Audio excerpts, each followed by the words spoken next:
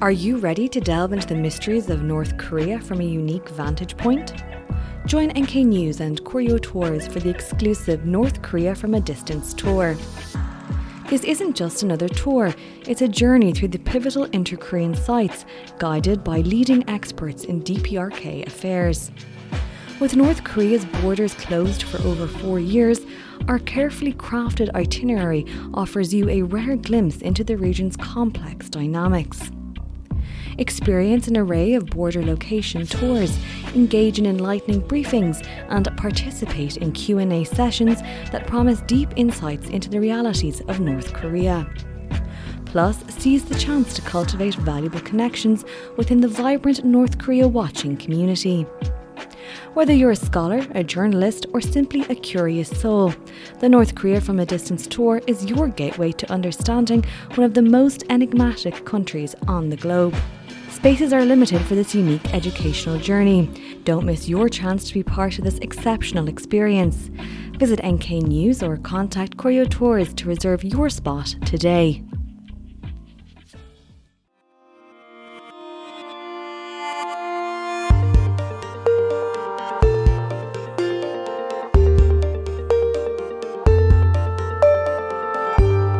Hello listeners and welcome to the NK News podcast. I'm your host, Jacco Zwetsloot, and this short interview was conducted on the evening of Monday, the 29th of July, 2024. And joining me here in the studio for possibly the last time for now is Joe Smith, our outgoing intern. Joe, welcome back on the show. Thanks for having me. Joe, this is an Olympic week. All eyes are on France, not always for the right reason. But anyway, North Korean athletes, they've sent a team, and it's their first Olympics since the 28 Winter Olympics in Pyeongchang. Is that right? That is correct, yes. They missed out on 2020 Tokyo, which has, of course, moved to 2021 due to COVID. They didn't compete in 2022 Beijing Winter Olympics. Wow. So, this is the first time. The first time in 6 years that they've sent a sports team to an Olympics. How many people have they got out there? They've got 16 athletes, and then along with a delegation accompanying them. Right, 16 you've got your coaches and your political minders, etc., etc. Exactly, yes. Yeah, okay.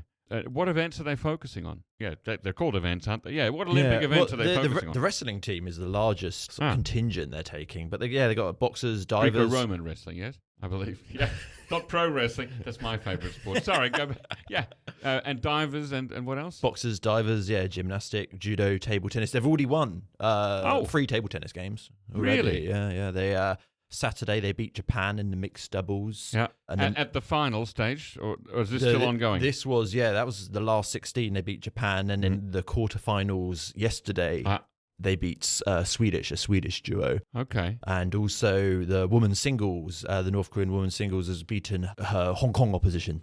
Right, okay, so they're not yet at the medal stage, but they're getting in there. No, a good winning start. Yeah, good winning start. Yeah, okay. Yeah, 16. And they were on one of the boats going down the Seine, weren't they, for the opening? Yeah, nothing controversial happened. Nothing controversial happened. Just, the Republic of Korea got misnamed as the Democratic People's Republic of Korea. If you include all that, then it's a much bigger set of athletes they have. I wonder if the North Koreans chuckled. Now, were North Koreans wrongly named as the Republic of Korea in return? That's what I'd like to know. I don't think they were. I mean, I only saw the video going around of them, being called North Korea. I haven't seen anything to say. Okay, because then you've offended both Koreas, and that's a big no-no. Just to let Koreans know, they're not the only ones. I saw in the news today that South Sudan was wrongly named as Sudan in one of the sports. They got one job. Yeah, well, those people that are out there to name the countries, they do have one job. Very disappointing. Anything else on the Olympics, Joe?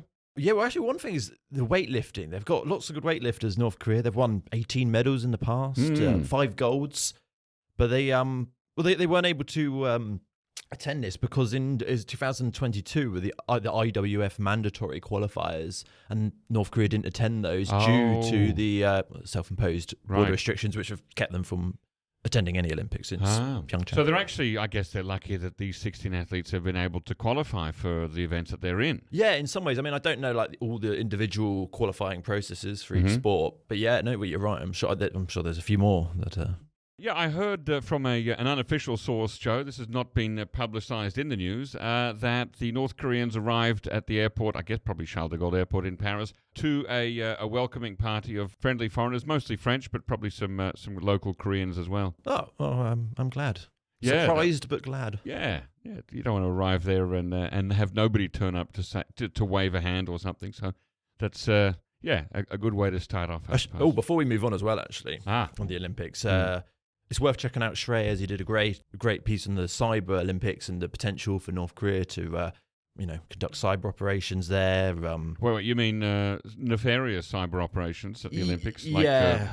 They're known for their sort of phishing and ransomware, and they may try to disrupt the Olympics or steal data. No suggestion that they're behind the train sabotage yet, is there? I haven't heard anything, but it wouldn't surprise me. No, I'm joking. No. That's a joke. Scratch that from the record. That's not true. Okay.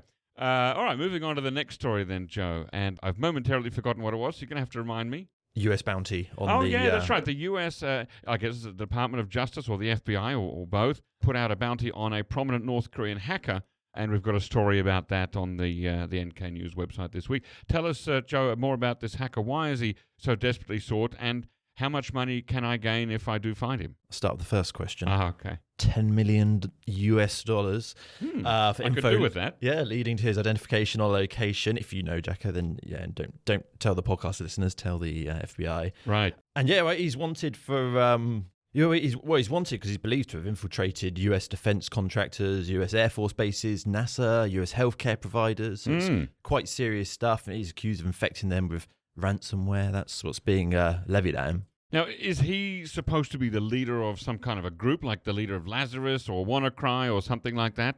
It makes it sound like that, the FBI's notice. Mm-hmm. It does say about, where is it, like him and his co-conspirators it mentions in there. And it kind of makes it sound like he's the lead. He's the one named. He's the one with a face. Right.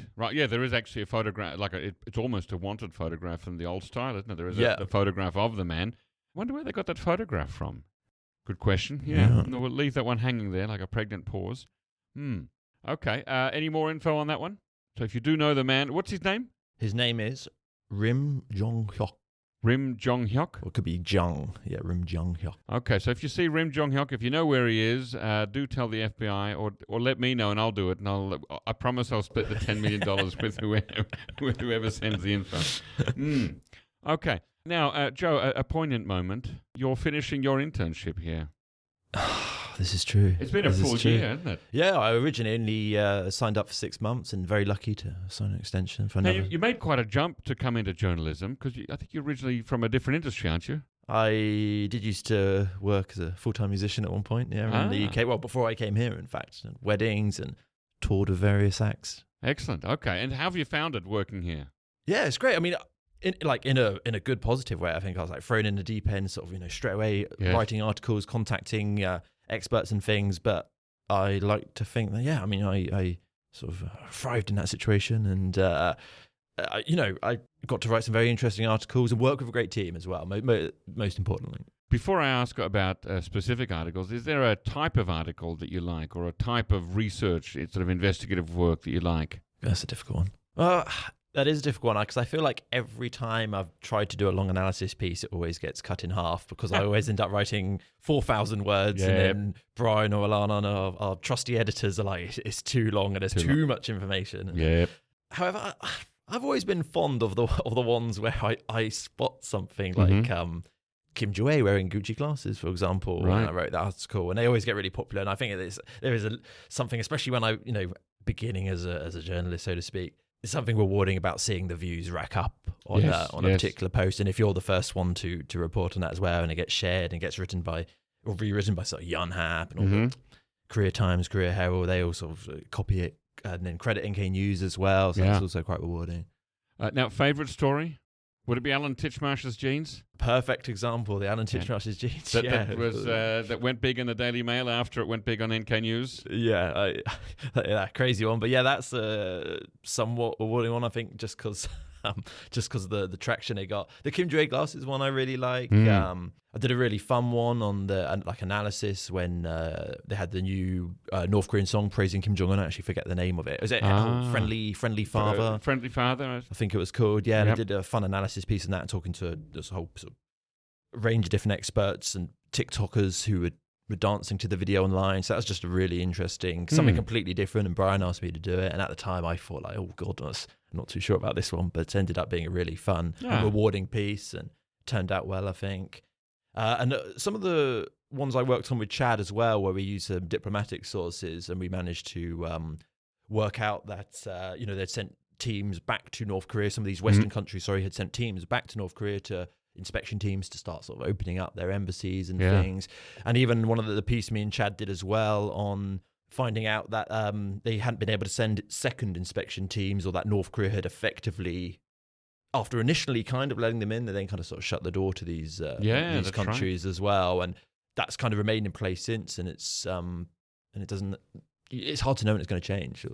Yeah, it's certainly, we are in an interesting time. It's what a time to leave. What are you going to do next, Joe?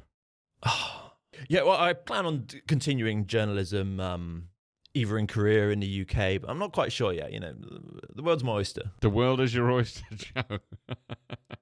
Well, I do appreciate all the sterling work that you've been doing. You've been also helping me behind the scenes with the podcast. Our listeners should know that Joe has been a great support here in the NK News office to me personally in putting the podcast together. So always appreciate your help with that. Well, thank you very much, Jacco. And thank you for the customer-facing work as well, that people will see and remember. Every time they see a North Korean wearing Gucci glasses or Alan Titchmarsh wearing a pair of blurry jeans, they'll think of you. Joe did that. Yeah.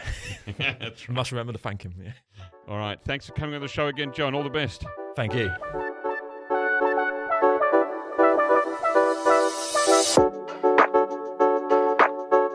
Dive deep into the heart of South Korea's most pressing stories with the weekly Korea Pro podcast. Hosted by Jongmin Kim and John Lee, this weekly 15-minute podcast is your source for thorough analysis on all things ROK. From intricate politics to dynamic cultural shifts, we cover it all. Tune in every Friday on KoreaPro.org, Apple Podcasts, Spotify, or wherever you listen to podcasts. Korea Pro Podcast, insight, not just information.